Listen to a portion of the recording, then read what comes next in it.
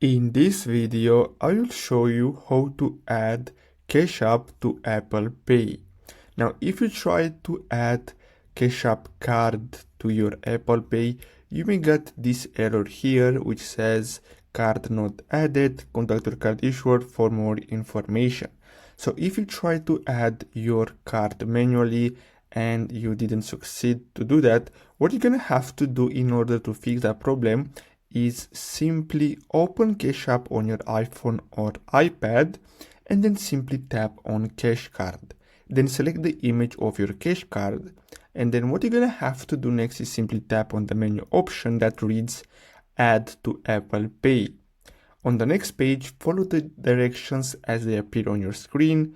On the final screen, it will confirm your Cash Card was added to Apple Pay.